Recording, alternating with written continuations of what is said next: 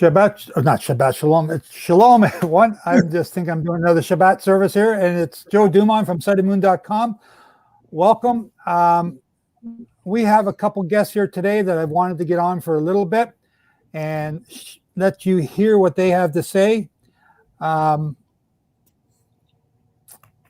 think it's going to be interesting. I think it's going to be very interesting.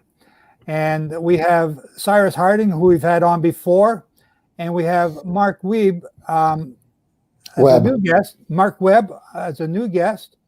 And they both have interesting things to talk to you about in cycles. And as you know, here at Sightedmoon.com, we talk about sabbatical and jubilee year cycles all the time. And when we see patterns, we tend to get excited. So I'm excited to share with you what these gentlemen have to say. And I hope that it is a blessing to you. I've talked to both of them, and well, I'm excited. So let's just get into it, stop beating around the bush. And let me see. I'm going to have trouble using the controls, but let's see how it works here today. Welcome, Cyrus. Welcome. I'm going to have Cyrus say hello first, and then we're going to... Shalom, Brother Joe. Shalom, Cyrus. Tell us just a little bit about you and where you're from and what you're talking about. Don't give anything away because we're going to go back to you in a bit. Okay. I'm here in Southeast Texas, and we're about to finish the current cycle, and we have another cycle coming up beginning in April. And that's what we're going to talk about. And we also have Mark Webb. I'm sorry.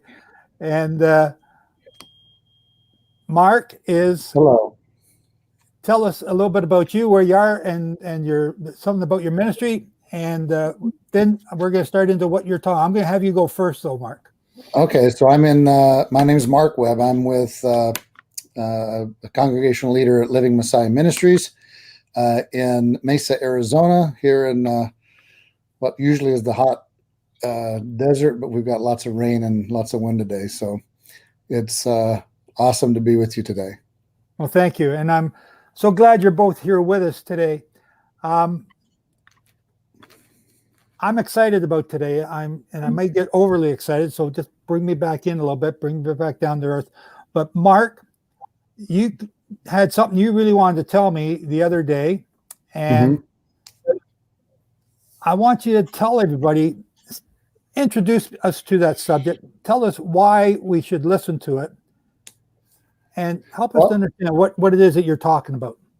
Okay, so back in 2009, when Mark Biltz introduced the world to the red blood moons, I began to look at it a little further and saw some other patterns and some things that I thought was interesting. So the screen that's before you, if you have the screen up, is a screenshot of NASA's website of the blood moons in the years 1490 through 1494.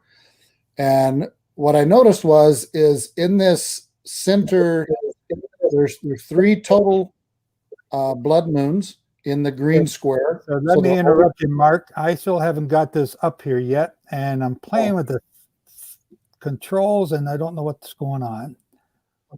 Up there it is. Okay. All right. I'm sorry. Go ahead. So you have this is in from 1490 to 1494. The green is red blood moon that happened in the month of June. The blue box is partial eclipses that happened in the year 1492. The purple is total blood moons that happened in the years 1493 and 1494. So in this first screen, go ahead. So just so people, this is a chart that you've made based on the blood moons that Mark Biltz was talking about back in 2013 for 1492 time period. So you've broken this down into certain points here. Yeah. So I wanted to go back to the year 1490 to look at the ones that happened in 1490. And so from the year 1490 to 1494, in 1490, this green one that happens in the middle of these three totals in the box out to the right, the green box up to the right. Notice that the middle total is June the 2nd. And so when you go from this date of June the 2nd to this date above the blue box, which is November 16th, the reason that this is interesting is because this is the month and the year that the decree was written to expel the Jews out of Spain.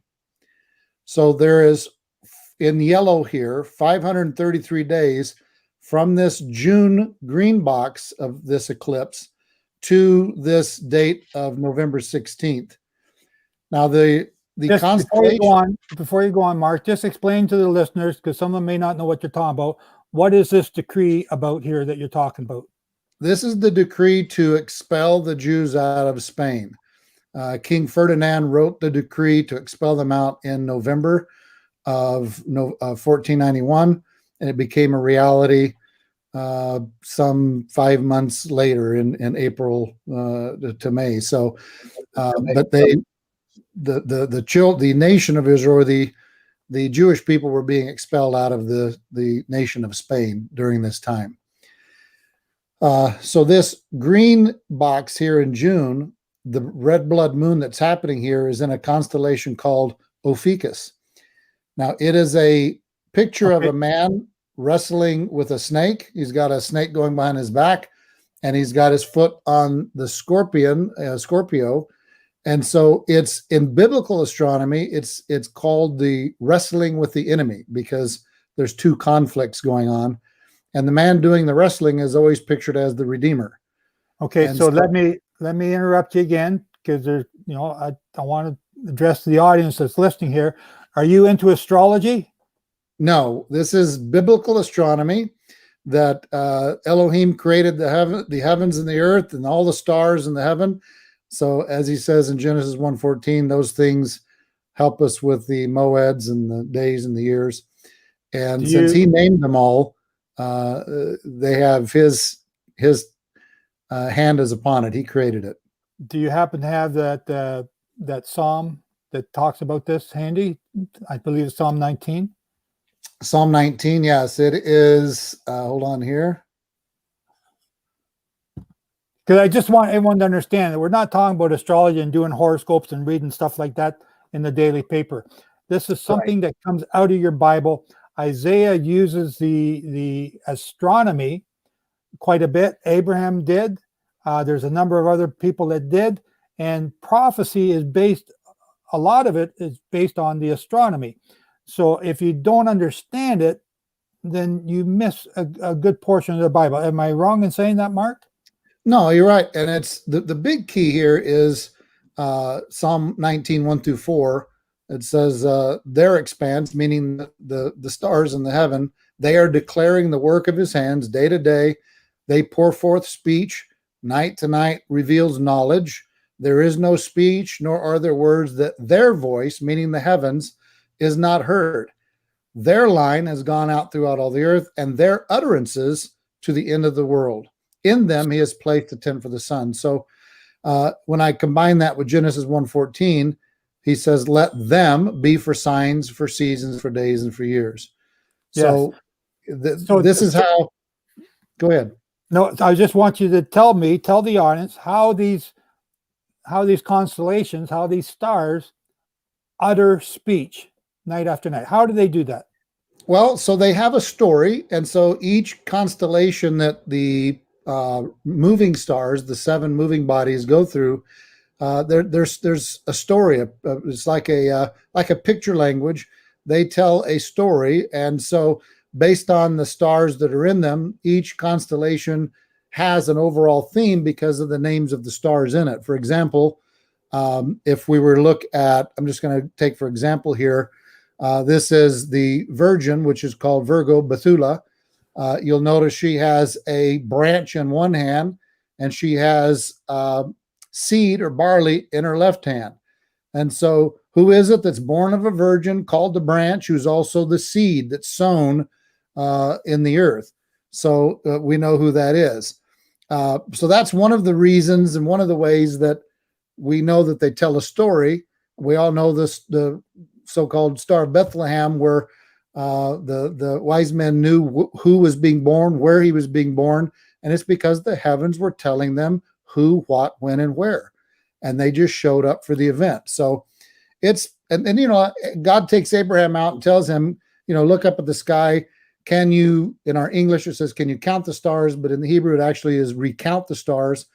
And I'm going to elaborate here. Abraham's like, yeah, I know that story. That's the story of the Redeemer. And so Elohim tells him, well, that Redeemer is going to come from your loins. That's your seed. And so Abraham believed in that Redeemer, and it was accredited to him as righteousness. So yes, those heavens do declare the heavens, and we're talking about astronomy God created, not astrology man created. It is a big difference. Very good. Very good. Thank you. I want to make sure the audience understands that. So now get back to what you're talking about, these blood moons and the pattern that you're seeing. So these are observations of patterns in lunar eclipses, solar eclipses, and heavenly bodily movements. And so, like I said, this is a picture of NASA's lunar eclipse page from 1490 to 1494.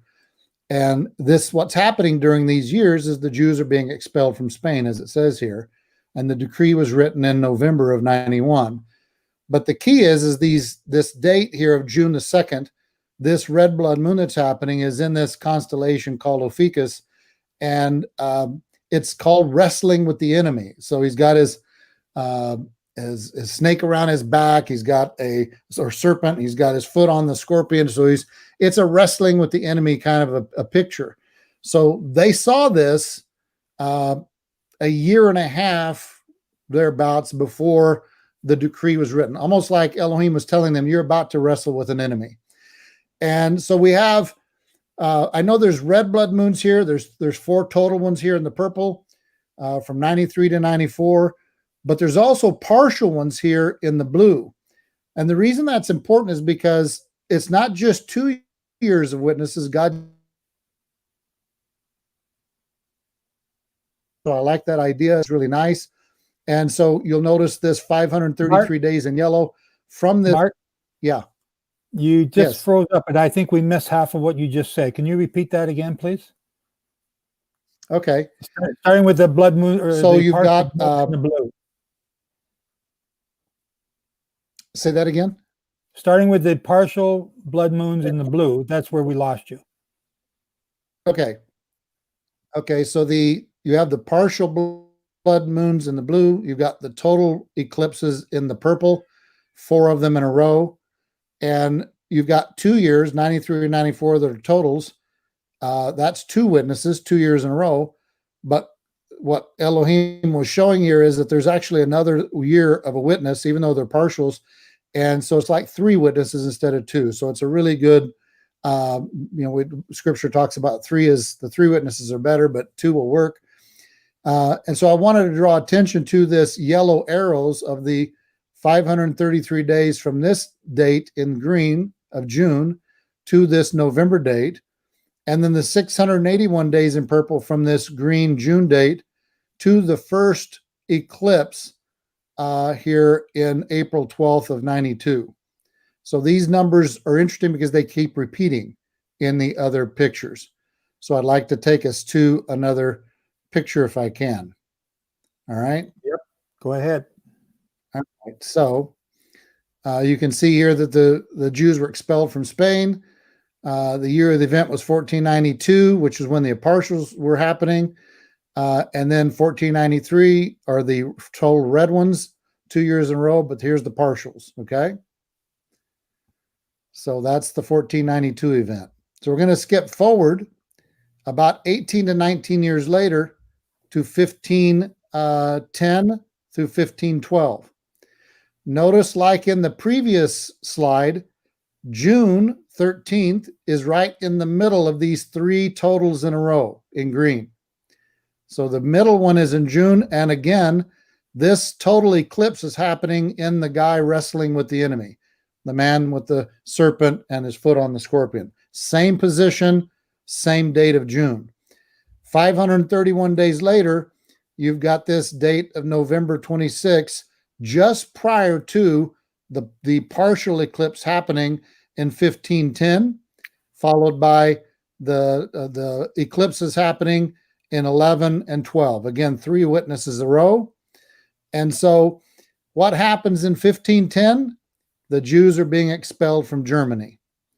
So very interesting. And when I noticed that this was about 18 to 19 years apart, I didn't know that there was such a thing in the heavens that had already been discovered. So I had to Google it and to find out that it's called a metonic cycle, that the heavens repeat itself every 18 to 19 years. The moon will come back into the same position. Here in Arizona, we have a place where the First Nations people put a thing in a wall out here that was made, that's still standing, where they were able to see the moon every so many 18, 19 years. It was in the same position again. So again, it's interesting that the heavens do repeat out. Let me interrupt you again, and I want the audience. When you say a metonic cycle, what do you mean? Is it just the moon in the same position, or is it all the planets in the same position? What are you saying? It won't be all of them. It'll be the moon for sure, but the moon's going to be in the same spot 18 to 19 years later. And we'll see here in these positions that all of these eclipses in green are happening in this same spot every 18 to 19 years apart. And what do you mean by same spot? In the same constellation of Ophiuchus? Yes. Yeah. And so it's a red blood moon in Ophiuchus every single time. And it happens about 531 days before something happens to Israel. And so I couldn't prove it, but when the decree was written to kick them out of Germany, but all the other instances that I'm going to show you, there's documentation of things happening in November before the things took place in the partial eclipses happened in the blue. Okay, so if you're ready to go to the next slide. Yep.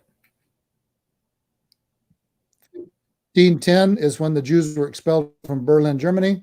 You've got the partial eclipses in the year 1510. You've got the total eclipses in 1511 and 1512. And again, it's an 18-year difference between the two, which I'll show you in a minute.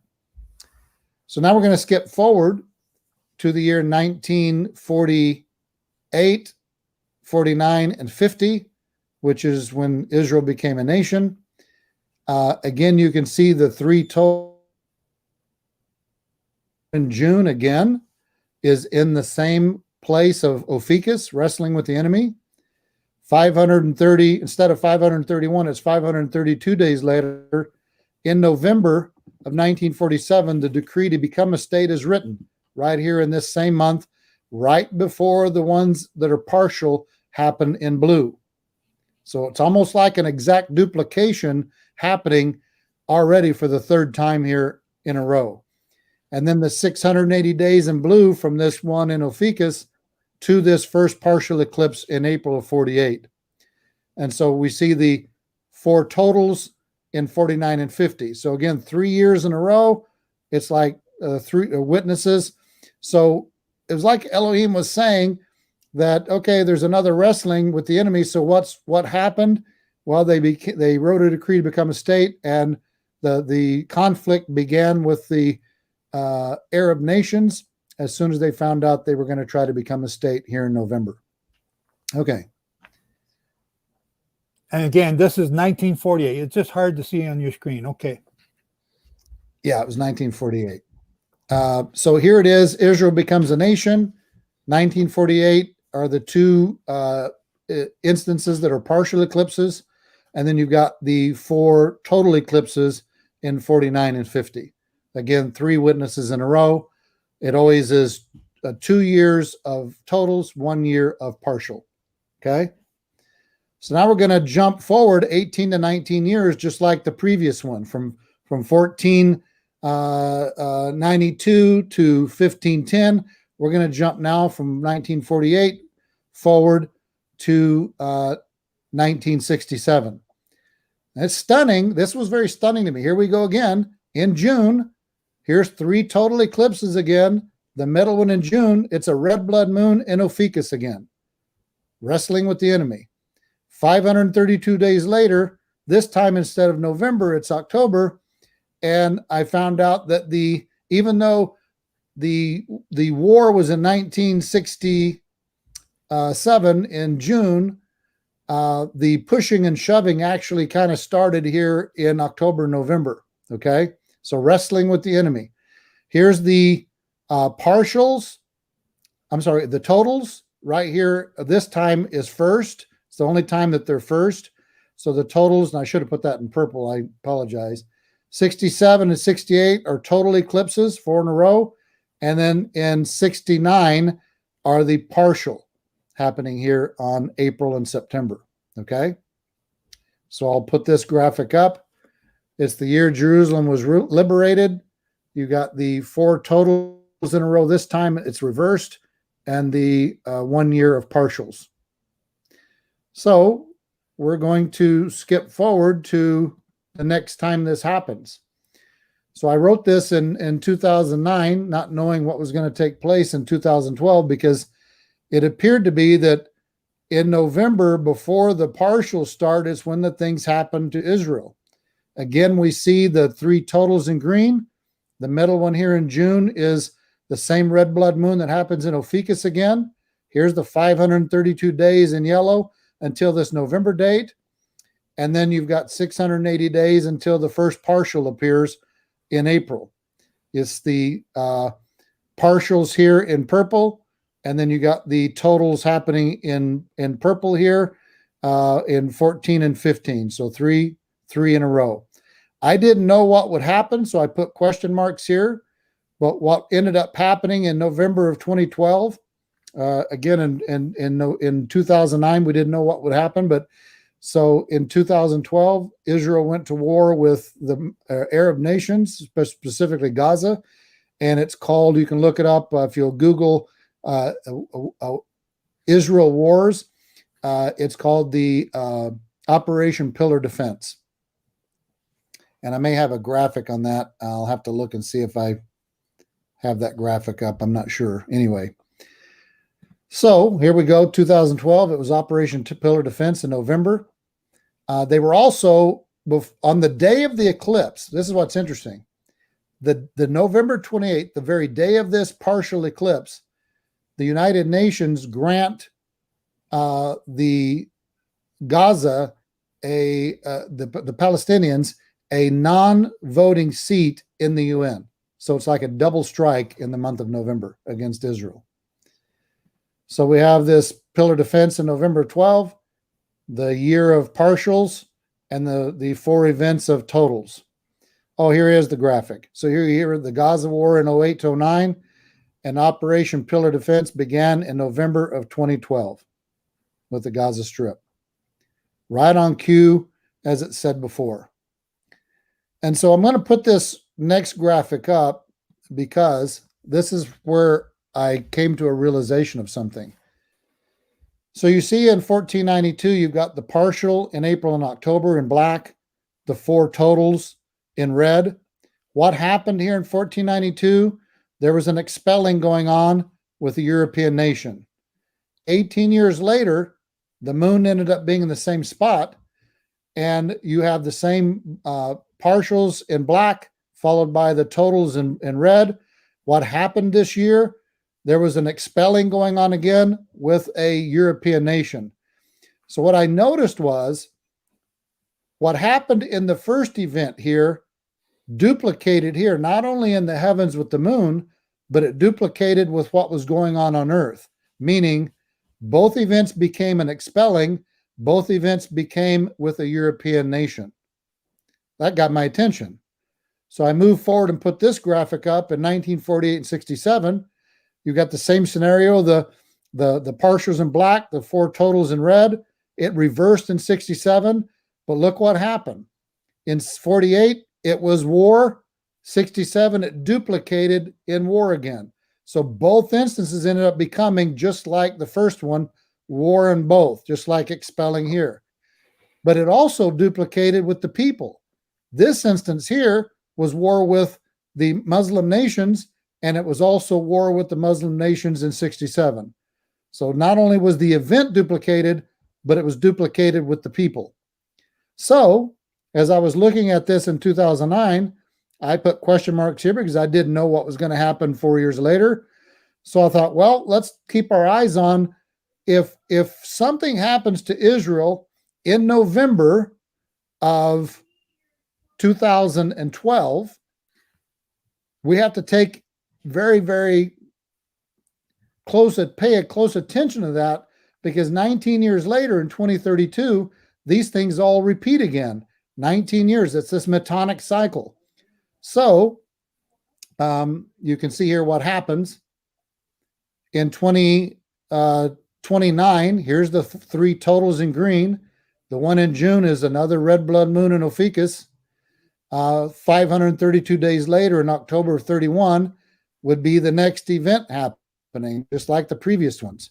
680 days later, just like all the other ones, got the first, this time it's reversed like 67 was.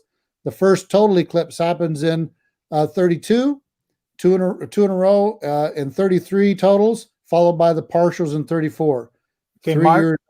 Yes, sir. I want you to repeat everything you just said one more time. Go through it real slow, because when you explained this to me the other day, for some reason I didn't hear what you just said, but what you just said now, I heard it, and a gong has gone off in my head, because when you explained this the other day, you gave me different numbers for some reason, like 34 or 36, and I thought, okay, it doesn't quite fit. But now you're saying 29, and you're saying what, because the screen's small. A number of comments here, people are looking on the iPhones and they can't see the numbers, and they want me to get the charts from you afterwards to download with this, and I hope you can provide that. But again. Does that make it bigger? It's a little bit bigger, but I want you to say again, do this section over and do it slowly, okay? Because a gong just went off here. Okay, so when we go 19 years in advance from this 2013, 14, 15 scenario that happened, we all witnessed it happen. When we go this 19 years in advance, we come to this same event happen again in June of 2029.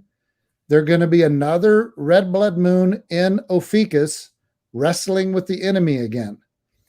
532 days later, in October of 31, this would be the date that appears to be when these things happen to Israel. It's always just before the first event. So it's always this, after the 532 days expire, it's in this month.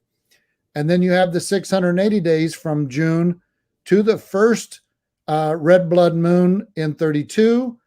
There'll be two of them here, and then in 33, and then you'll be followed by partial eclipses in 34. 3 years in a row here. Okay, 32, so 33. Okay, I'm not on screen, but I'm jumping up and down. Mark, I don't think you fully understand what we teach here at Sightedmoon.com. Am I correct in saying that? Like, what I'm asking is, did I set you up to say this? No, this is, I came into this back in 2009. This is just, as I've said before, it's data that I saw and put together that was just stunning to me. So as you can see here, I put question marks because I don't know what's going to happen. But if we were to be honest with ourselves, 1492 and 1510 were whatever happened here in 1492, which was expelling. It happened with the European nations, and it duplicated 18 years later when this all happened again. 48, it was war with a Muslim nation. It duplicated 19 years later when these red blood moons happened again. So as I said, when I looked at this in 09, I'm thinking, well, if this happens again on cue in November, like it did before, then whatever event happens with whom, it's very likely it will duplicate again here in the 30s. Okay, so what happened in the 2013 cycle, and with whom? It was Israel with Gaza, right? Right here at the bottom. Let me see if I can blow that up so everyone can see it. It's called Operation Pillar Defense, November 2012, with the Gaza Strip. It was those 1,000 rockets started going back and forth between Israel and Gaza. and they called it the Operation Pillar Defense. So a conflict began in 2012 in November, exactly what these things were saying was possibly going to take place. Okay. So do you need to take a breath for a second, please? Because I'm just jumping out of my skin here. At Sightedmoon.com, we have our book called The 2300 Days of Hell, where we lay out the chronology according to the sabbatical and jubilee cycles. And we've determined that we are in the final Jubilee cycle now, the 120th since the creation of Adam. This 120th Jubilee cycle is also the same 70th Jubilee cycle since Israel exited Egypt with Moses. Okay. 70 Jubilees is 70, or 70 weeks is 70 Jubilees, from the going forth of the command to Moses to go and get the people, not Azarias, but to Moses. That brings us to 2020. In the middle of this 70th week, in the middle of the 70th Jubilee cycle, the countdown to the end begins. Judgment upon Israel starts. And when I say Israel, I'm talking about all 12 tribes, not just the state of Israel, not just the Jews, but all 12 tribes. And then we have the two witnesses coming on the scene. So 2,300 days from May 31st, 2020 to trumpets, 2026. That's the time period. Then the two witnesses start to take over for 3.5 years. That's trumpets 2026 to Passover 2030. From Passover 2030, the two witnesses are killed, and the woman flees into the wilderness for time and a half time. That's 3.5 years. That takes you into from 2030 to 2033. Do you see why I'm getting excited? Sure. Yeah. Okay. It says, it says in the book of Obadiah. Has anybody read the book of Obadiah lately? I bet you will after today. I believe it's one chapter or one book. Go and read it. There's a genocide that's going to take place at that time. It's going to be performed by Ephraim. And it's going to be performed on a certain group of people that Mark is talking about here. And it's not the Israelites.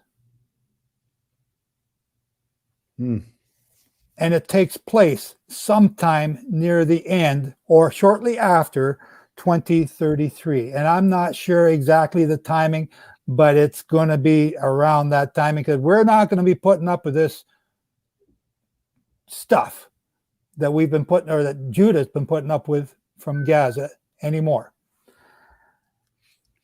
When you showed this to me the other day, I was ho-hum about it. You were talking about different numbers. And today the gong has just gone off. And I'm going, wow. How come I didn't hear you say this the other day? Have you got more to say, or is it because? Well, I do have some more to say. I will say that these charts are available on our website, livingmessiah.com. And if you click on I believe it's the blood moons down on the right, you scroll down on the right, it'll bring up these exact charts for you. So there's his the name of his ministry, Living Messiah Ministries. LivingMessiah.com. Just LivingMessiah.com. Okay. And you scroll on the right down to the icon that says blood moons, and you'll see these charts there. Now, okay. You and I have talked about, I was going to share one other thing with you.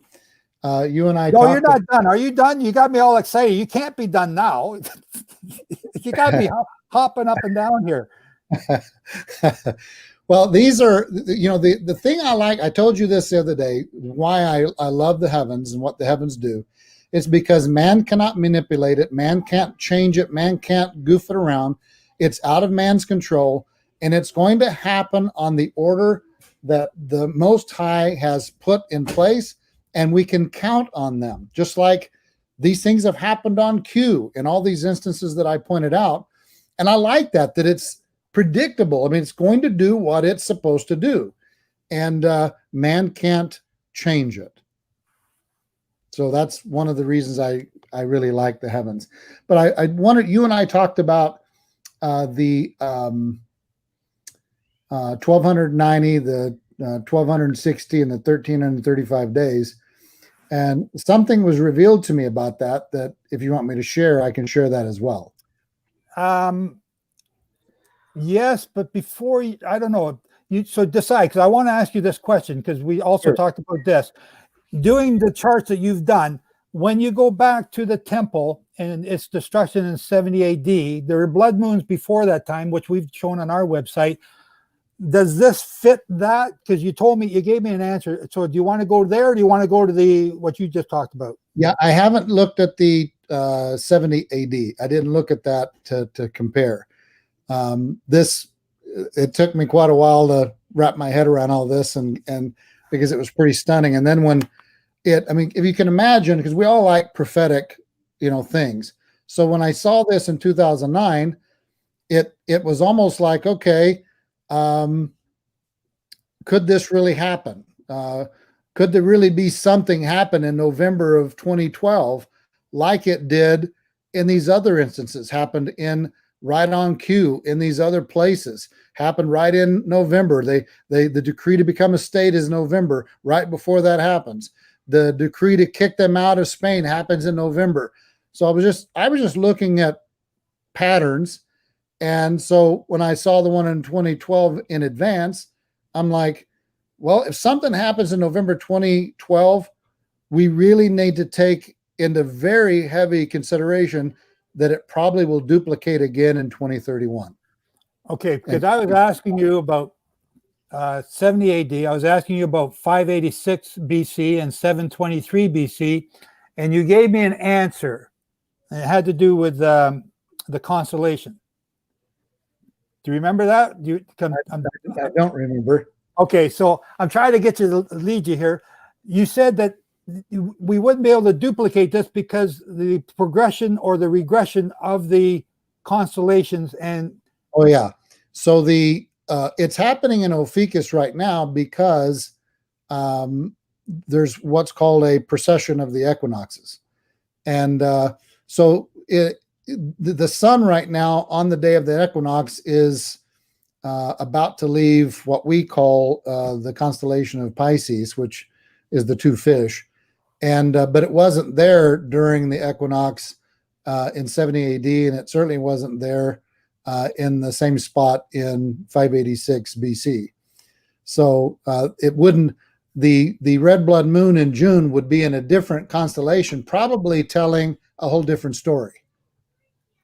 Okay, so the progression. I want the audience to understand what you just said, so that's why I'm sort of focused on this a little bit. If we go back too far, the planetary alignment moves out of into a different constellation, and it'll give you a different reading.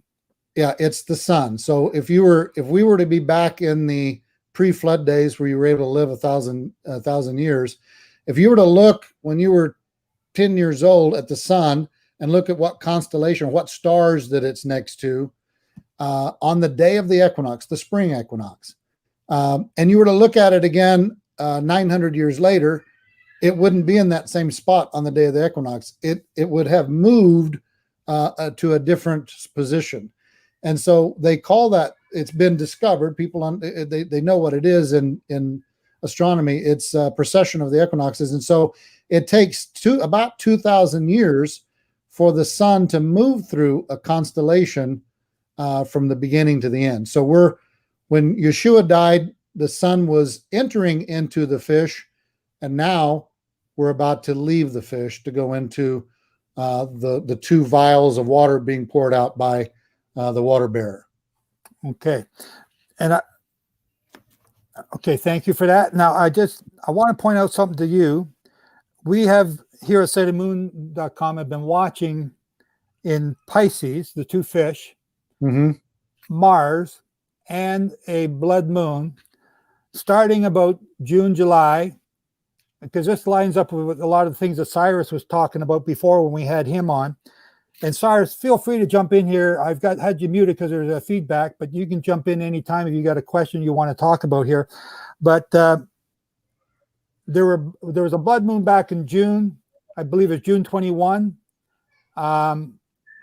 which tied in what Cyrus is saying. It was in the two ribbons, going back and forth between the two ribbons that hold Pisces to Cetus. And Mars was also in there later on this year. And we thought this was quite interesting considering all the stuff that was going on. And they're now leaving out of that constellation. I think this December they left. So are you familiar with this? Does this tie into some of the stuff you're saying? Not that part. I haven't looked into that. Just this and the things that are happening. The number of days between the 1290, 1260 days are another area of what I've studied. Okay. Where did you want to go now? Did you have more you wanted to share, sir? Yeah, if you have time, if you'd like, I could share something about these the 1290 and 1260 days. Okay, you want to go to the screen, the other screen? Is it not on? No, I've now brought you back on, so I got to figure out how to get that back in here. How do we do that? Come on. There we go. Okay, it's on now. Okay, so I'm not going to pick any days here. So, Daniel says that from the time the sacrifice is abolished to the abomination of desolation, 1290 days. So if you go from a Yom Teruah trumpets and you go forward 1290 days, it takes you to the seventh day of unleavened bread. Now, I want to point out that this would take place on anyone's calendar, because if you go from whatever calendar a person observes, the number of days are going to be the same. So it doesn't matter which calendar you're observing, it's going to go from your trumpets to your seventh day of unleavened bread. Does that make sense?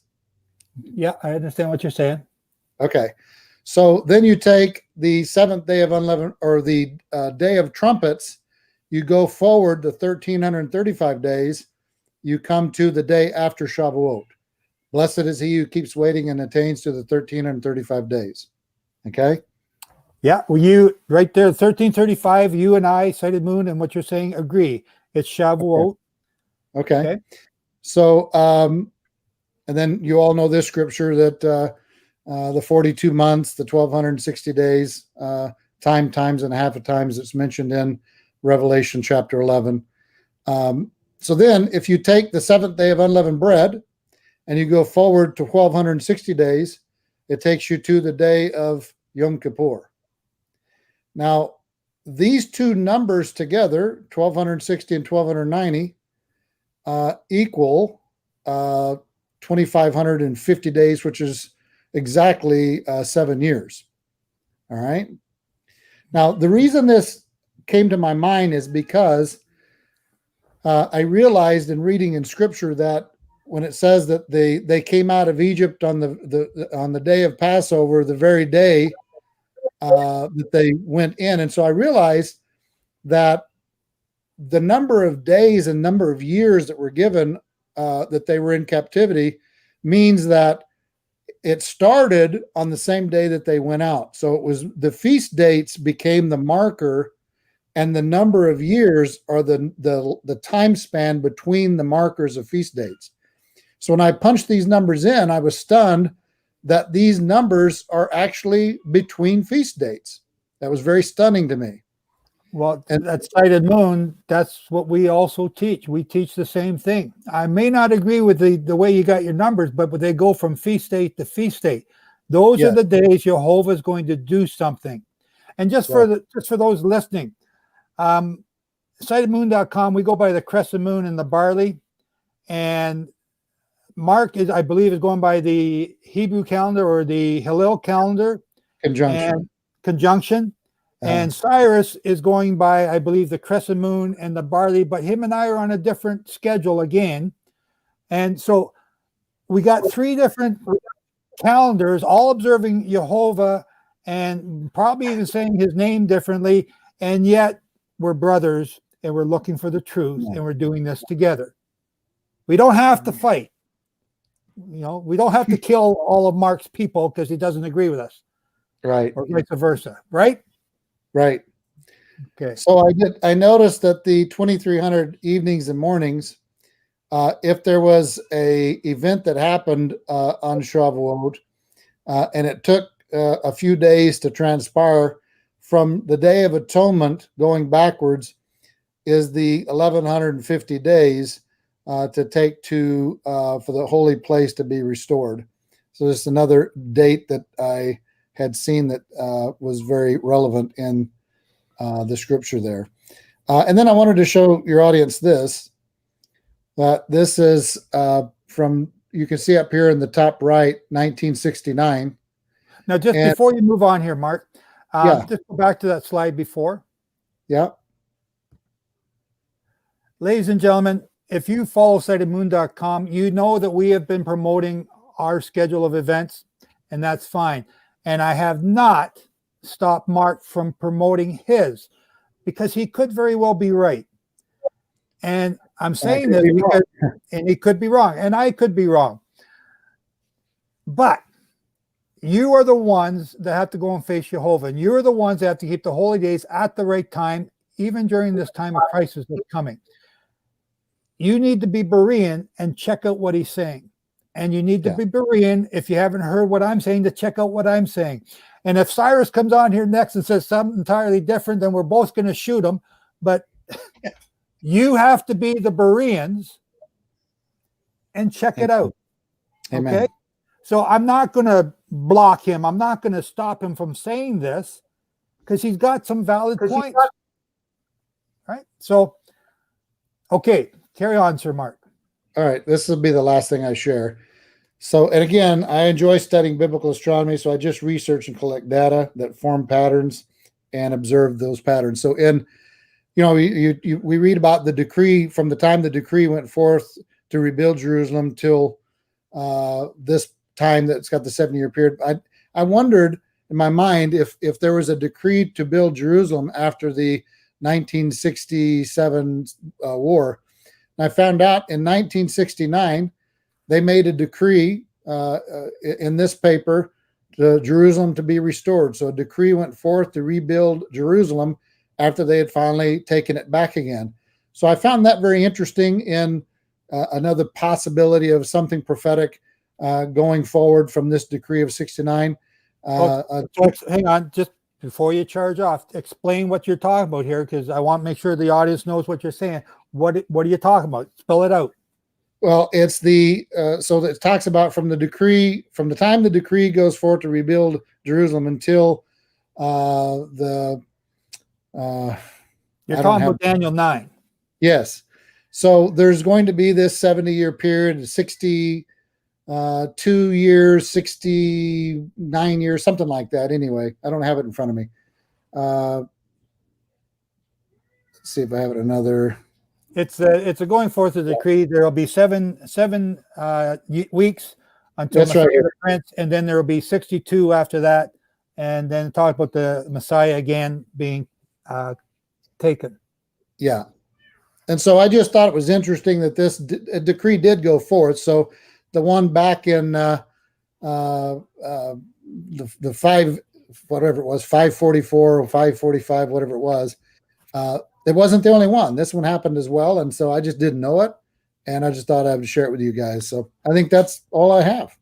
So from, just to flesh this out, from 1969, do you have a date there, a specific date of that newspaper article? The date was May 9th of 69. May 9, 1969. And you're saying that 70 weeks from that time period? You're suggesting. You're looking at it. Yeah, I'm just for fun. Okay, what would it look like? And so here's a date of 2039. But it's very, very interesting. So it's something to think about. It's just another thing to consider. Okay. I know. Not making any projections or assumptions, just again looking at data and going, I know some of my audience are going to be scratching their head and getting their pens out and trying to figure this stuff out. So May 9th, you add 70 times 7 or 490 days, or you do the 70 times 49, which is what we're teaching you, and you add that on here and you see where it comes out. I haven't even done it. I haven't got my computer here, my calculator. So you guys try and work it out. Let's see maybe he does have something here, right? It's just Oh. an interesting decree. So whether it's of importance or not, I just thought it was kind of interesting because I didn't know there was a decree. I thought I would Google and find out, and I was stunned to find out that they did make one. Very good. Okay, so I was jumping out of my skin here because I was not expecting this to be as exciting as what it was, because I thought you came up with a dates that were years later to what I was talking about. So I got to pay attention when people are talking to me sometimes. That was excellent, Mark. Thank you so very much. And again, ladies and gentlemen, I'll just put Mark back up here, and I want you to see his name, Mark Webb, and he's from the, sorry, Mark, I apologize. That's all right. Living Messiah Ministries and B'nai Yosef North America. Okay, and you can go to his website, livingmessiah.com, and you can get the blood moons charts that he had up here, and you can look at them later. Yeah. Wow. Okay, that was good. I was very good. So, you know, the next guy, I don't expect him to match this at all. He's been pretty disappointing in the past. And Cyrus Harding, welcome back, sir. Yes, sir. I'm thrilled to have you here. Now, for Mark's sake, Mark, I'm just going to mute you. If you want to get on here and you can unmute yourself, I just don't want the feedback, and or wave, and I'll bring you back in. But if you got a question, feel free to jump in at any time. You're more than welcome to take part like this. Now, Cyrus, may I make one? May I make sure, a comment and a question? Mark, that was fascinating. Absolutely fascinating. I just thoroughly enjoyed that presentation. And now my question, I think you mentioned in 2012 that is when the UN gave Gaza a seat, a non-voting seat in the UN. Is that correct? Okay. Yeah.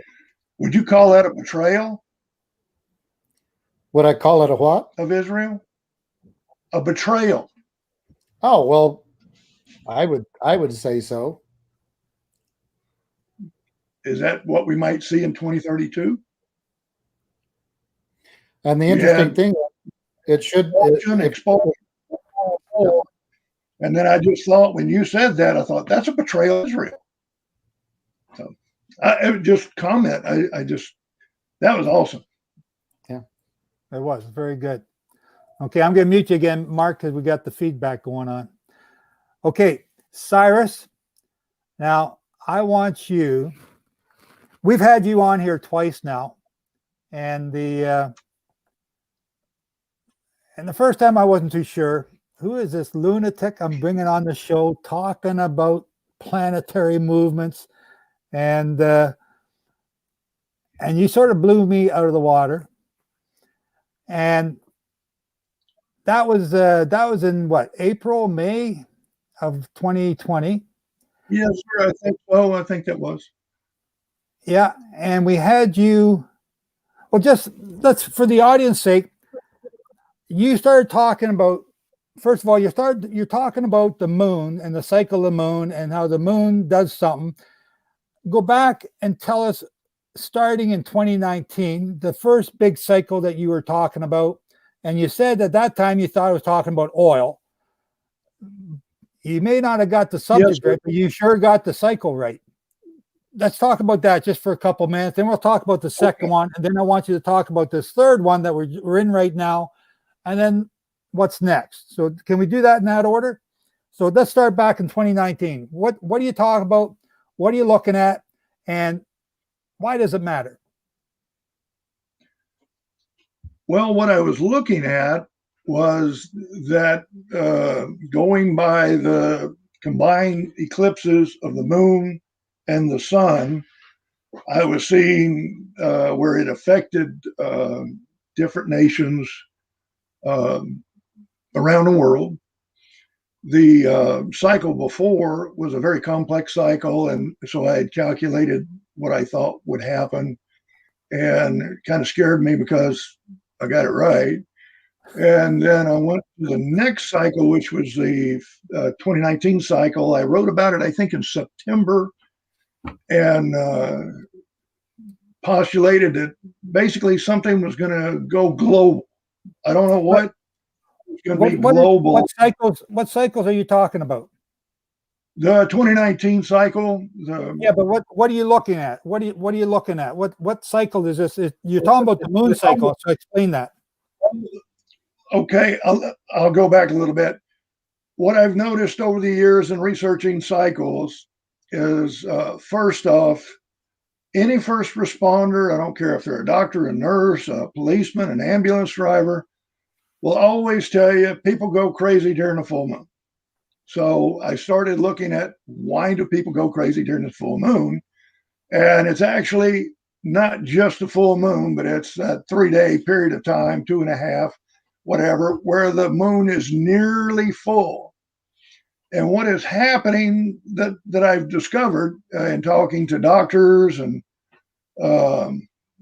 also police officers, things of that nature, and then looking at science to go with it, the moon is reflecting solar radiation at a period of time when the brain cannot, some people just cannot process it at all. Gamma radiation is bombarding the earth when there should not be any or very little. And so some people can't handle that imbalance. So they sometimes act it out violently or just do crazy things. And in researching it, I ran across research done by Mr. Dewey in the 1930s and also by Dr. Stephen Pitts, Ralph Nelson Elliott, 1946. Let's see, I don't remember what year Dr. Pitts wrote his book, but I think it was in the 1990s. But also Robert Proctor wrote The Elliott Wave. That was a very good book. And it started pointing me into the fact that the moon being a reflector is reflecting the different types of light off of the sun in a different way. And it physically doesn't hurt anybody, but mentally, some people cannot take that bombardment of radiation of different spectrums during a time, nighttime, when their brain says there shouldn't be happening. They have an imbalance, don't know what it is. I don't understand it. I just, over the years, it's just made obvious that it takes place. Now, Mr. Dewey that I mentioned was paid by the Rothschild family to look for any phenomenon that would give them an edge in markets around the world. And he went back several hundred years and noted that stock market collapses and increases took place during certain phases of the moon. And so people have built upon that and done additional research. And I'm really just kind of using their research. I'm just using a small part of their research. Okay. And so, but the moon is going around the earth and it's the full moon and the sun reflecting, the light reflecting off of it that's affecting men. What's the terminology for this again? The apogee is when it's furthest away and the perigee when it's closer. Say that one more time. The apogee, think of it as apogee away, and the perigee is when it's the closest point. It's not an exact circle. It's kind of egg-shaped. Okay, and it's the apogee or aperigee that you are looking at.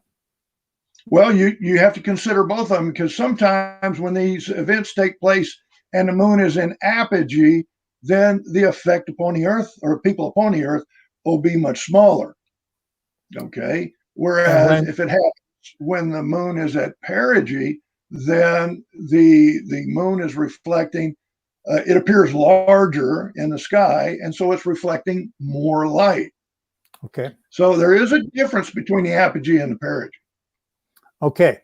So this study that you were doing, it led you to something in 2019. Yes, sir.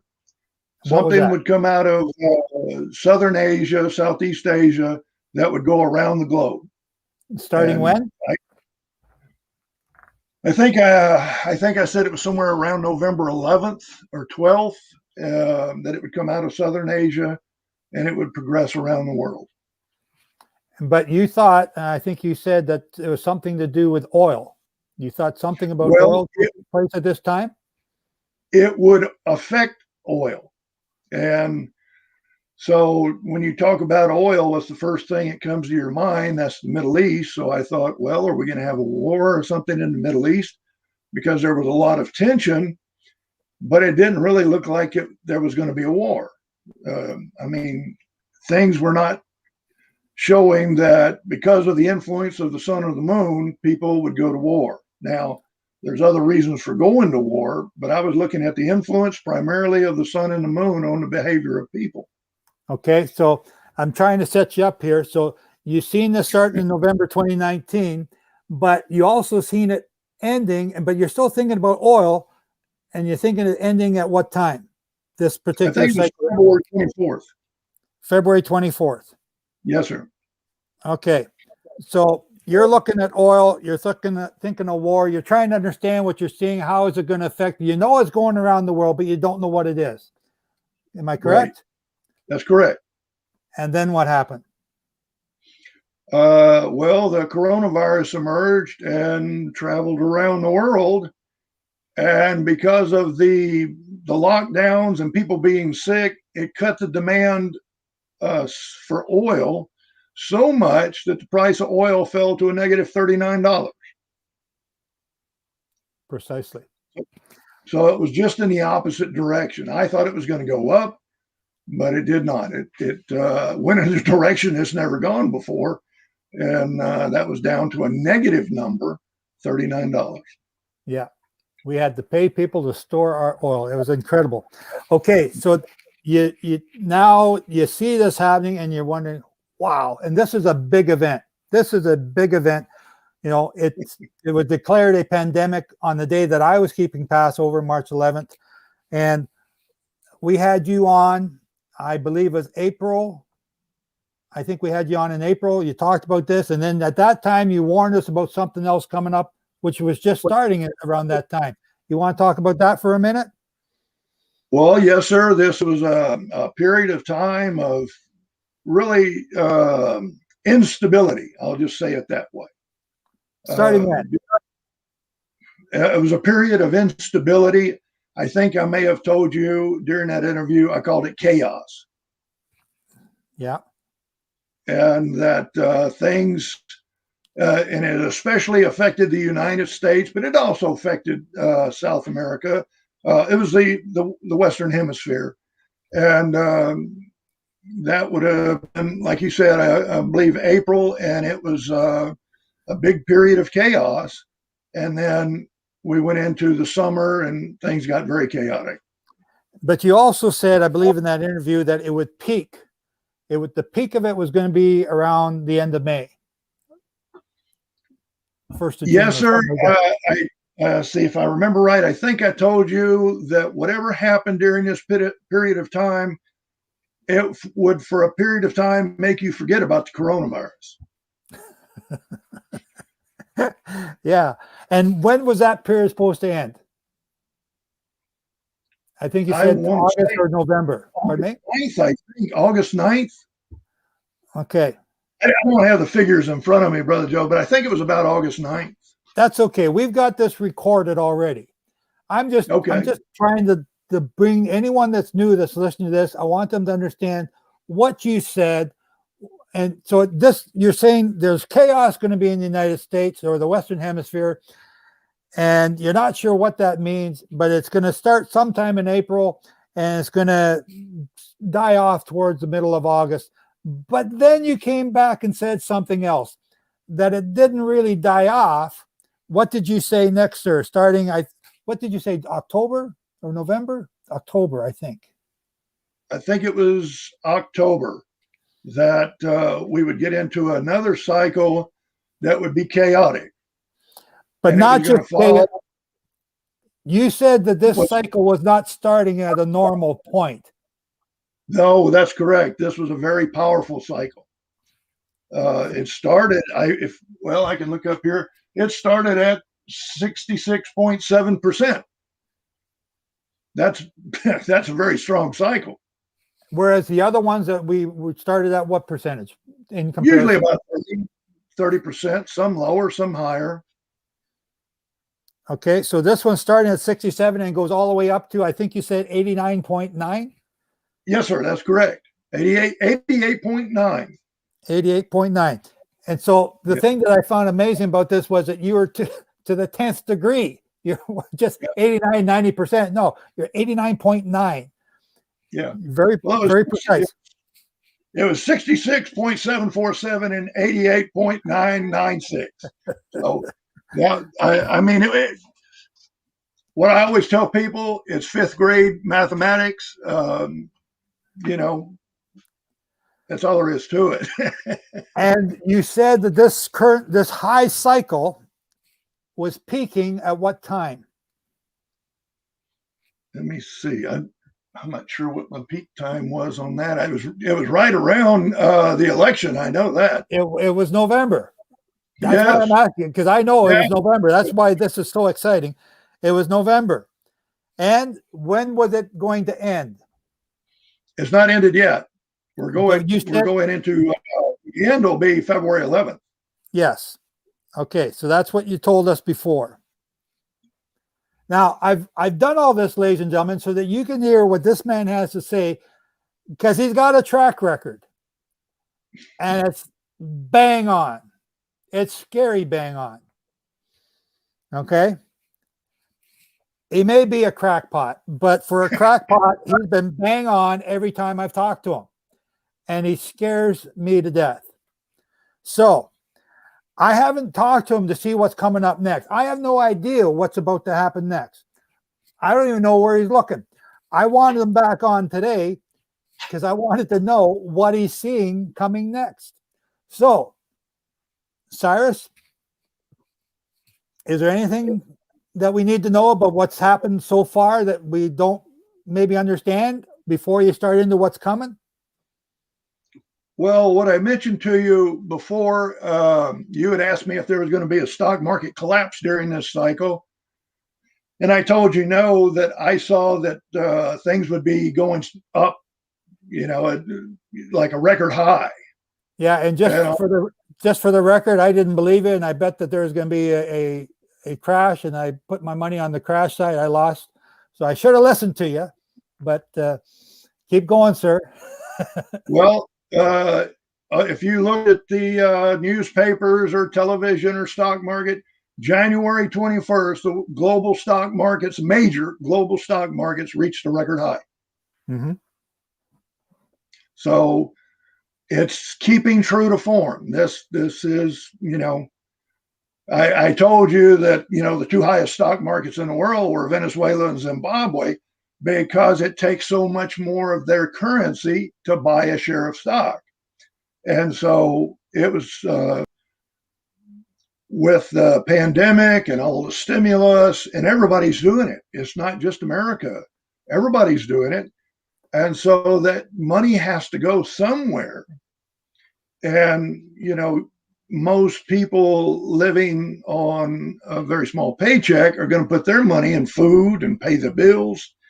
But the people on Wall Street that are getting their stimulus are going to put it right back into the stock markets. And that's what has happened. And so there's two trends going on right now that people don't understand. The stock market's going up, but the flow of money through the economy has slowed down tremendously. It's called the velocity of money. Yes. And people are not spending money. And if you look at all the stores going out of business, why are they going out of business? Because nobody's spending their money. They're hanging on to it because they feel like hard times are coming. And they're right. Okay, so when you look at the cycles of the moon and the apogee and how it's going to affect people, what do you see? So if this cycle is about to end in February, February 11th, you said. Yes, sir. When's the next cycle start? Is it a bad cycle? Is it a good cycle? Is it, are we going to be happy? Are we going to be miserable? What do you see from your cycles? What do you see coming next? And I'm not asking you to be a prophet. I'm not trying to do that to you. Nope. I'm just asking you to report on the data that you see. And that's all I do. I'm not a prophet. I might be a watchman on the wall, but I'm not a prophet. Somewhere around April 13th, we'll have a sliver. That'll be the beginning of the next cycle. Okay. The good news is it's a very simple cycle, and it's a moderately strong cycle, not anything like the one we just came out of, or we're in right now, coming out of. It's going to begin right at 40%. Okay. That's above the other cycles that you started last year. That's above the cycle of the coronavirus that you saw. That's correct. But remember, that cycle was a very intense cycle because we had, I'll probably get it wrong, but we had a solar eclipse, and then we had a lunar eclipse, and then we had another solar eclipse. Yes. So this was building to a crescendo, and so it started out at 30%, but over the course of this cycle, and it was over a longer period of time, it became a very intense cycle. This one is, I would say, almost average, just a little above average, but nothing like what we're in right now. That's the good news. What's the bad news? Bad news is just because it's a moderately intense cycle doesn't mean big things couldn't happen. Okay, so so like you just said, there was a solar eclipse, a lunar eclipse, and I believe those lunar eclipses were blood moons. The one in June was this year, and the one in November, I forget if it was or was not. I'm not sure. I don't remember. Is April starting on a new moon, a new crescent? So 2 weeks later, is that going to be a blood moon? Let's see. April 27th will be a supermoon. A supermoon. The Native Americans called it the snow moon. That's when they would get heavy snowfall. Okay. And when's the end of this cycle? The end of the cycle, running to about 9th or 10th of July. I don't remember exactly. It runs to the dark of the moon. I think it's July 10th, if I'm not mistaken. And it'll terminate at about 40%, a little more, a little less. I suspect that'll be a little less in the 30s. Okay. Okay. And where's it going to peak, and at what percentage? 60 what? 60. So is that April, May? So that'd be about May, June? It will peak between May 27th and June 4th, 24th. I'm sorry. That period of time between May 27th and June 24th, it's going to peak. Okay. So you've looked Right. at these before. You've seen certain things happening. What are you looking at with this one? Where do you see this one going? And because you said it before that this is the time when the moon makes people do crazy things. And I think you're well verified in what's gone on the past 2 years, past year and a half. The world's gone crazy. What are you seeing here now? That 60%, that's still a high number. It's still a high number. What kind of crazy do you see coming? It's almost like saying you have 2.5 times more chance of doing something dumb. We've talked about that before. That's when people go out and buy stuff they don't need or do things they shouldn't have done or things of that nature. I mentioned that on April 27th is the supermoon that the Native Americans call the snow moon. Now, coming up on May 26th, that's basically the next month, is another supermoon. That's the flower supermoon. That's when all the flowers in the deserts southwest start blooming. The deserts come alive. The mountain valleys and everything look real pretty. At least they do in my part of that part of the world. And then a month later, corresponding with the peak of the cycle, June 24th, is another supermoon that the Native Americans call the strawberry supermoon, because that was when the strawberry harvest was. Okay. So in the cycle, we have 3 supermoons, which means they're at perigee at points in the cycle that will raise the intensity somewhat. Okay. The overall period of time that I gave you, and I'll give it to you right now. We're going to start the cycle somewhere around the 13th with the sliver. The 40% will run to May 26th. About May 26th, well, a little bit before May 26th, somewhere in there, you're going to see it come up a little bit. And then about May 27th through June 24th, it's going to go to 60%. And right on the closing day, thereabouts, give it a day or two either side of June 24th, you're going to have a supermoon. And then after the supermoon, it will begin to lessen just as the moon starts to wane. And going from June 25th to July 10th, it'll drop down to 30, or let's say between 35 and 40% until the dark of the moon. Okay, I'm just trying to quickly draw this on my graph so I could remember it. And okay, what sort of crazy is going on this time? Do you have any notions? Well, any thoughts?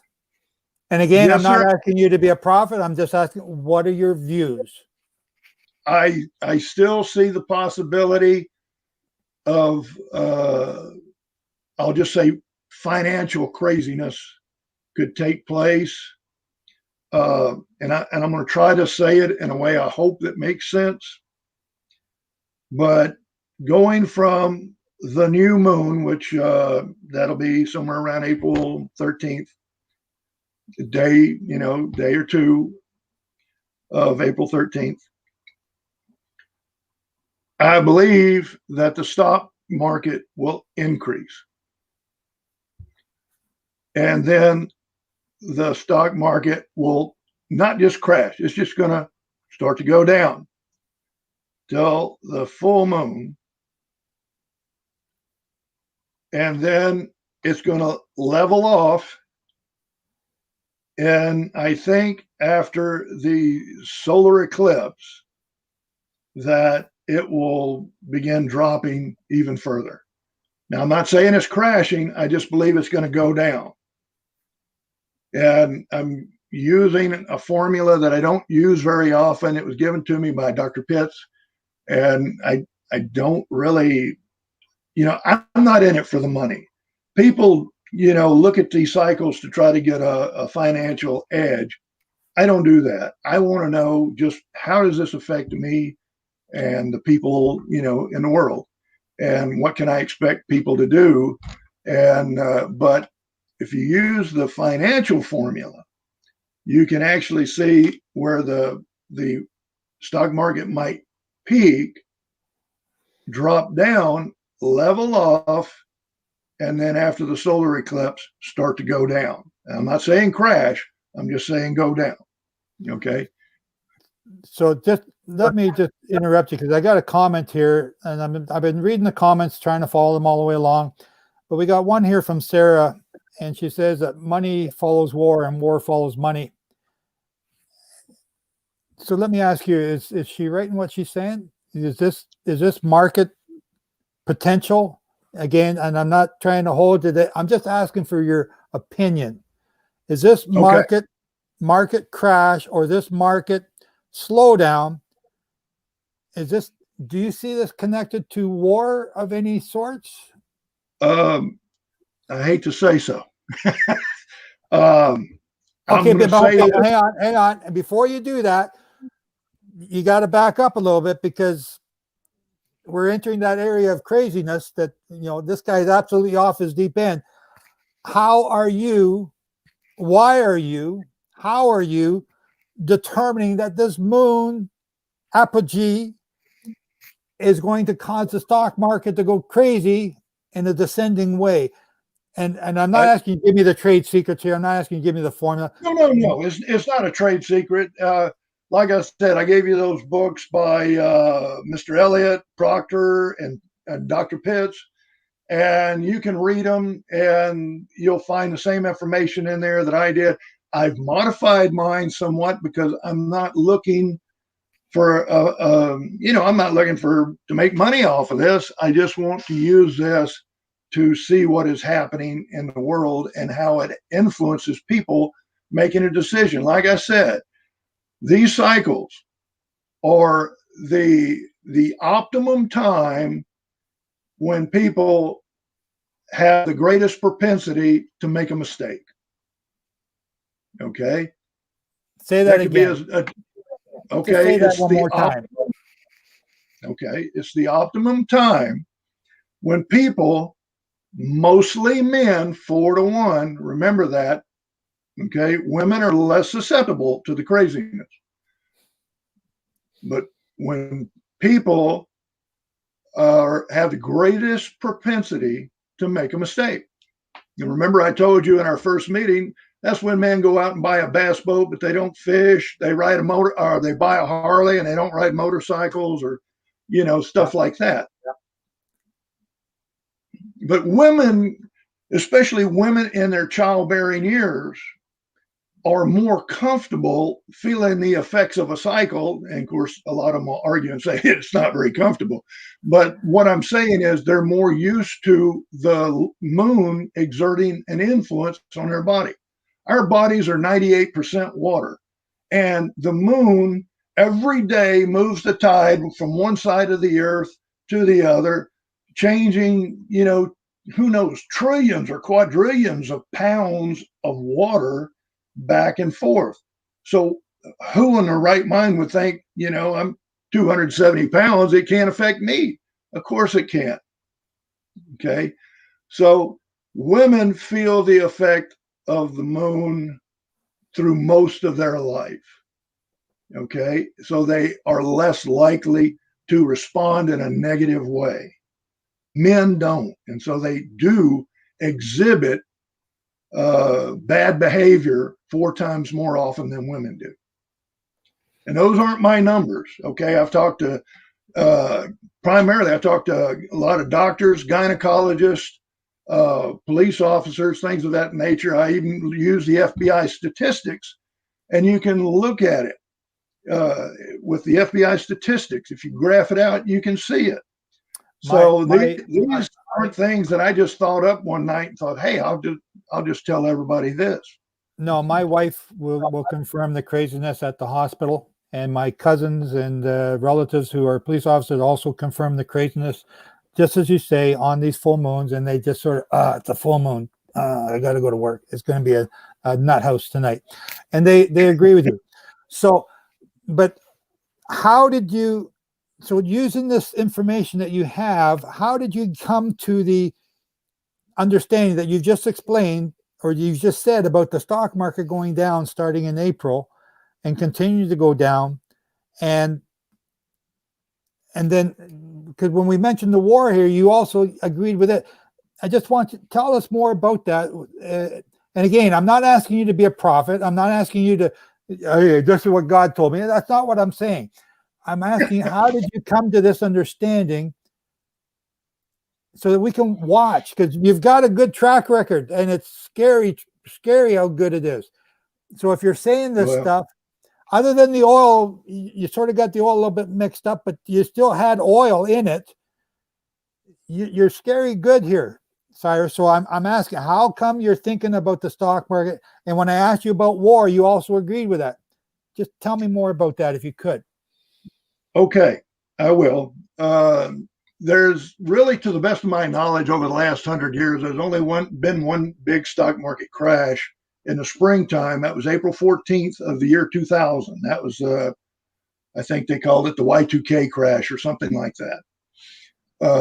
Or it might have been called the tech bubble crash or something. But anyway, that's really the only big crash that has taken place in the springtime. Now, having said that, I'm using a financial cycle calculation that was derived from Dr. Pitts's research, not mine. So he looks at basically as the moon gets bigger, things, as a farmer, I use sometimes, I use good weather first and then look at the moon also.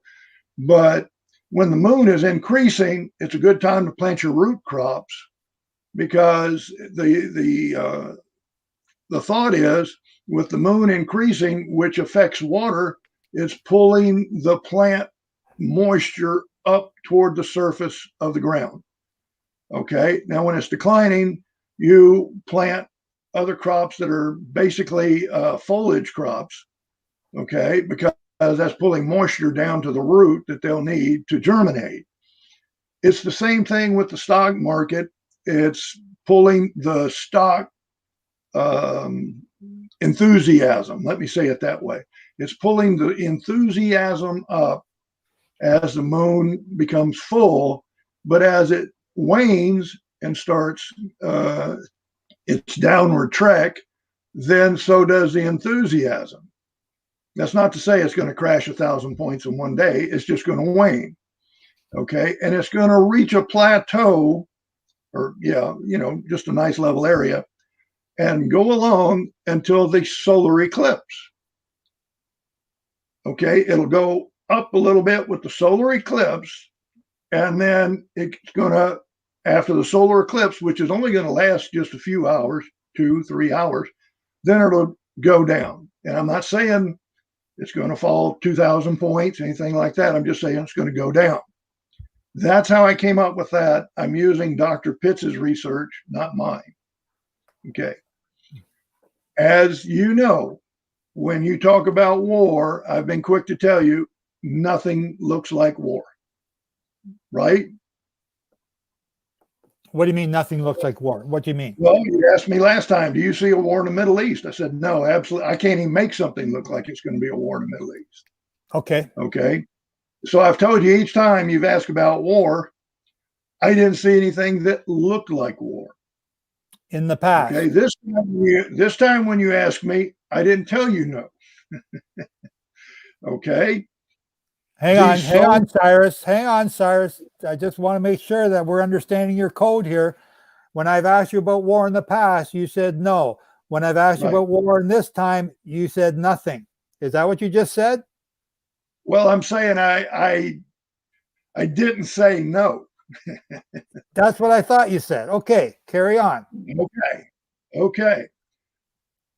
When I looked at the solar eclipse itself, I thought, this is really crazy. That, this is, just imagine the sun shining down on my bald head. It's right at the top. Okay. So that's the only visual aid I have, Mark, is that, my bald head. Well, this is what's going to happen to the solar eclipse. It's only going to affect, or primarily, let me say it that way, primarily will affect the nations that border the Arctic. It will affect most of Canada. It will affect a little bit of Alaska, but all of what we call New England. It will affect Northern Europe, Russia, and Siberia. And when I saw that, I thought, wow, this is springtime. This is the time when most wars originate, and it's affecting right now the most contested place on the earth is probably the Arctic. Everybody's fighting for it. Even Denmark is getting into the fight for the Arctic. Now, the Arctic is all about oil. Everybody's wanting to be the first to start drilling deep wells in the Arctic. So I think that going into the period after the solar eclipse, there could be, I'll just say this, heightened tensions amongst the nations that border the Arctic, which includes most of Northern Europe. I believe it's possible. I'm not saying it's going to happen. I'm just saying it's possible that Europe could get upset about something and declare war or start a war. I just want to point out to you again, Cyrus, that Canada, one of our 3 warships is in dry dock and the other 2 are out at sea. And if there's a war in the Arctic, we don't have anything to fight up there. We need your help. I just point that out. You know, as I'm a not Canadian. So okay, so you see tensions escalating here during this next summer cycle. Yes, sir. I believe it's very possible that after the solar eclipse, or right around the time that it occurs after the solar eclipse, there could be heightened tensions among the nations that border the Arctic, North Pole. Now, I'm not saying they're going to fight over the Arctic, but I'm thinking that the nations that border the Arctic could get in a squabble between themselves or with someone else. Maybe Russia will get mad at the Ukraine and go to war. Maybe Northern Europe will go to war with, I don't know, Turkey or somebody. I don't know. Maybe United States will go to war with, who knows, Norway. I have no idea. But I'm just saying that I believe that this solar eclipse could upset the balance, so to speak, of the nations that are around the Arctic. Okay. So before I ask my next question, do you have anything more about this cycle between April and July that you think we need to know about? And then I'm going to ask you about the cycle that comes after that. Let me address the cycle that comes after that. There's not going to be another cycle in 2021. We will have a solar eclipse. I think it's in December, but we're not going to end up with a conjunction between the solar eclipse and a lunar eclipse within 2 weeks of each other. And like I've told you in our first get together, when you get out a month or a month and a half, there's almost, it's just a negligible effect. It really is. But when you have them within 2 weeks of each other, that is when you get this optimum effect for craziness. So December 2021 is possibly the start of the next one, or is that going to be it for a little while? That would be it for until 2022. I don't even have any dates on that, I don't think. Oh, April and May, 2022. Right around one, it could very well be right at Aviv or something, because that's just the eclipse dates would be April and May, so it could come forward into February, March. I haven't done any calculations on it, and I just did superficial calculations on this one because, like I told you, our first time we got together. In fact, I think when we did a pre-interview first, And I told you, I don't really like to comment about the next cycle until this cycle's finished, because what I like to do, Brother Joe, is I like to observe the cycle once it's finished, and I go back and look what I said that I saw coming, and I basically critique myself. Did I get this right? No. Okay. Did I get this right? Yeah, I got it kind of right. And so what that does is it helps me kind of fine tune what I'm looking at. Okay, so I've been critiquing you. What is Cyrus Harding critiquing of himself over the last 2-3 cycles? Well, going all the way back to 2018, in the summer of 2018, I gave my thoughts on what would happen the winter of 2018, and I predicted a period of market uncertainty the week before Christmas, the week before New Year's, and that it would be a very bad, it'd be a very bad type of uncertainty, that it would, be a big drop. And that happened exactly at, I think the last business day before Christmas, it fell 20 some odd percent. And then it came back up right before New Year's. But that was a pretty easy thing to see because of the time of the year and the nature of the cycle itself. So from there, I gave myself kind of a pat on the back. And then when I got into the spring cycle, I was kind of nervous because I was saying, hey, this is, a lot of craziness going to go on. And I think, I don't know, I think you were hesitant to even say I said that. Well, at that time, I wasn't too sure just how crazy you were. And okay. If you were even, have I stepped off the edge here by even talking to you and entertaining you in an interview? And I thought, oh man, this could be really bad. But you have proven, well, I think you have proven yourself correct. And I said that at the beginning here.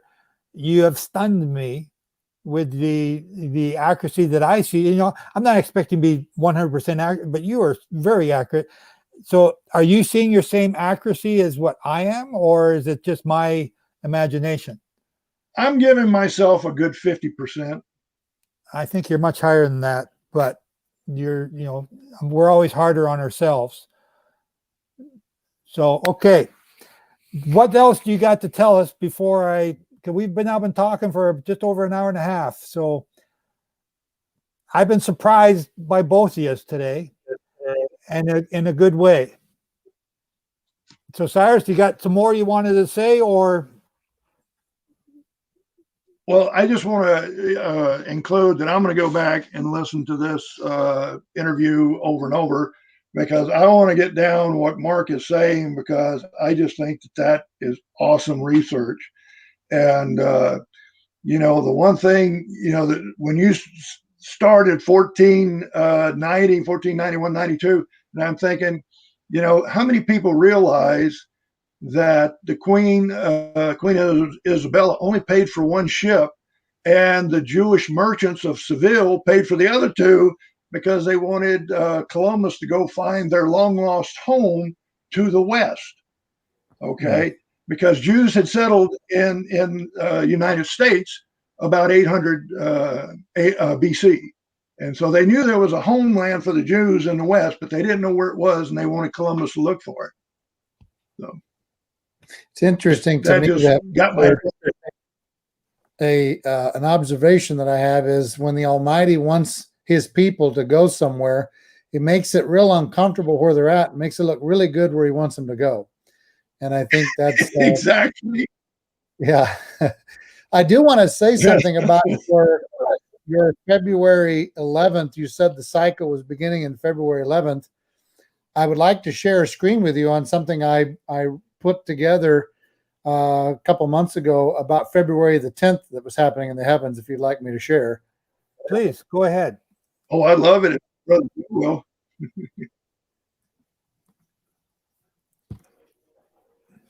can you see it? Yes, No, sir. not yet. It's coming up. Okay. So this is what's happening on February the 10th. This is called the slain goat for the redeemed. It's really associated with the Day of Atonement or a Jubilee or a Shemitah because it's like the Day of Atonement. It's connected with the year of release. This is what year? What year are we looking at here? February 10th. What year? Next month. Yeah. 2021. Yes, sir. Okay. So the reason it's important, why I've highlighted, is because you've got Saturn, Venus and Jupiter here over the top of one another, the moon, the sun, and Mercury. So there are 6 planets here, all in one area, and Mercury is making a retrograde. It's everything is normally going right to left, but Mercury stops, does a loop here over the sun, and now does a loop over all of these planets, and then goes back the same direction. So because he pointed out February 11th, I'm like, wow, it's very interesting that 6 of the 7 heavenly bodies we see are right here together, and Mercury's doing a loop over all of them. And you said the whole cycle begins the day after this. Wow. That's almost like Mercury, the messenger, saying, "Pay attention. Look." Yeah. Okay, so Pay attention. Mark, what is this? This is Capricorn here. What does Capricorn signify? In biblical astronomy, it's the slain goat for the redeemed, and Okay. it's like the Day of Atonement. It's the day that the goat slain, but it's like forgiveness. It's like all associated with release and everything, like the Jubilee or Shemitah or the Day of Atonement. It has those kind of things around it. Okay, can I say you're not going to believe this? Because I got something else to say for this time. We are watching the barley, and we believe that the barley will be ripe, and we will be announcing the new year on the 13th, February 13th, which is the crescent moon, 2 days after this. And so that's not an official announcement yet, but we are certainly looking at the barley being ripe.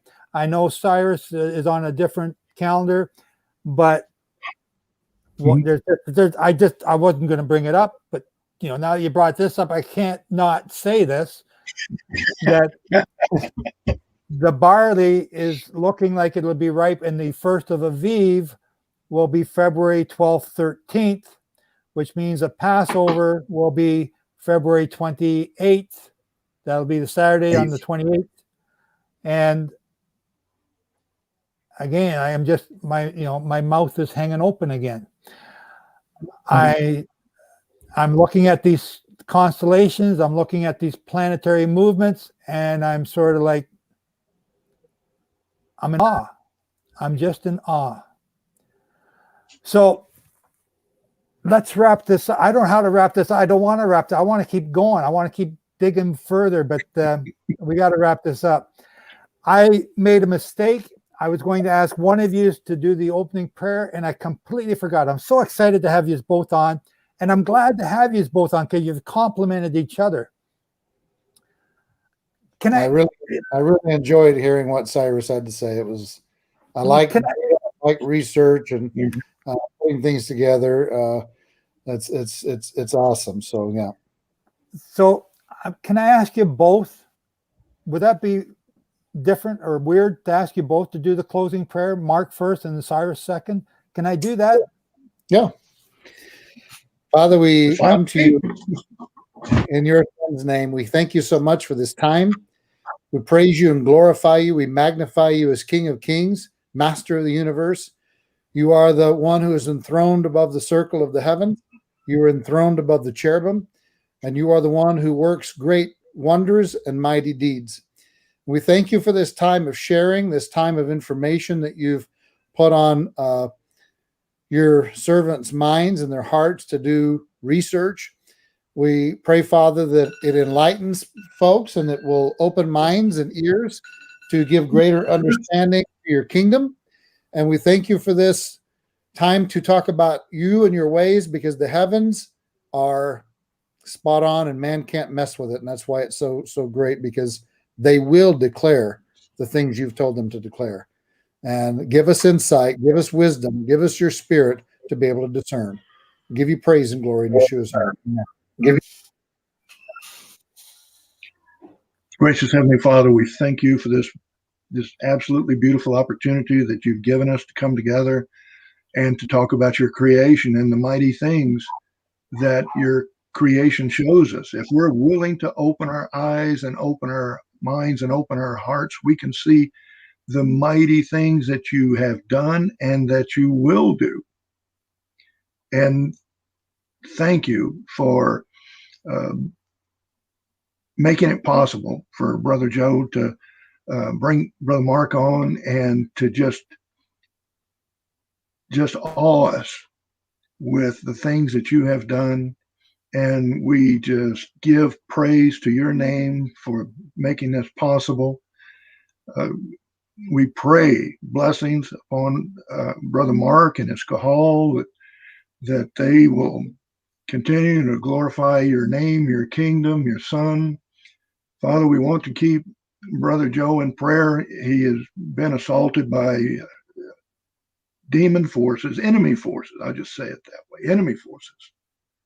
That you would shield him with your hedge of protection. There are so many people attacking him, and I'm sure with Brother Mark talking truth the way he has, there's people attacking him as well, Father, that you would watch over them, keep them safe.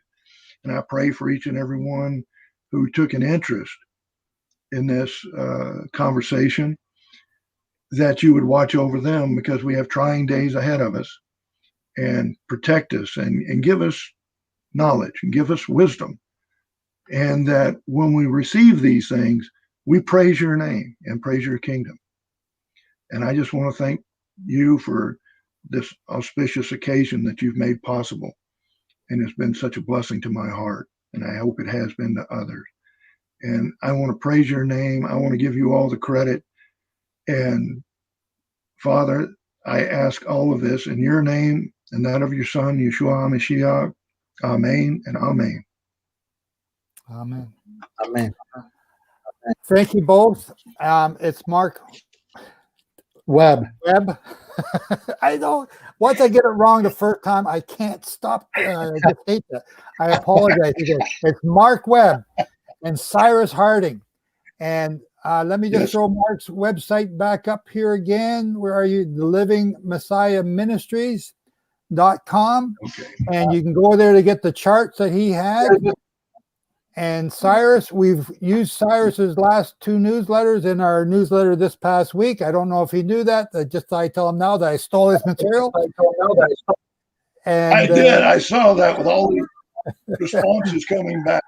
Yeah, it was very good. I thought, wow, he's got some more interesting stuff. So, and his website is codgerville.wordpress.com. And you can go there and learn more about what he's saying and about the cycles that he's talking about. I want to thank both you gentlemen here for coming on today. Man, I wasn't expecting this to be as good as it was. It was excellent for me, and I thank you for that.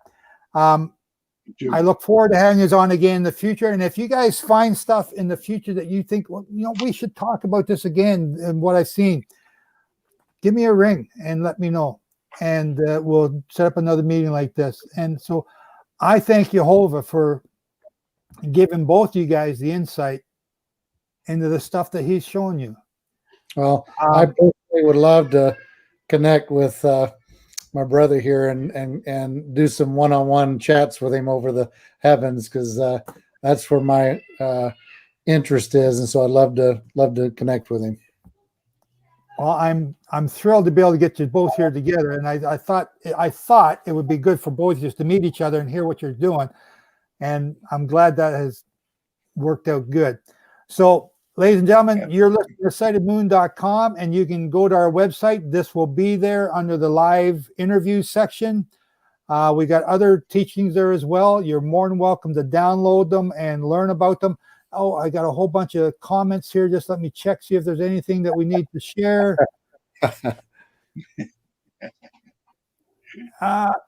Okay, yeah, this one I'll share. Mind blown. That pretty much sums it all up right there. So thank you all. Again, we're at Sightedmoon.com, and you can go to these gentlemen's website at Codgerville, and let me throw up the other one, and we'll sign off. LivingMessiahMinistries.com. So thank you all very much, and thank you all for listening. Shalom, everybody. Shalom. Shalom.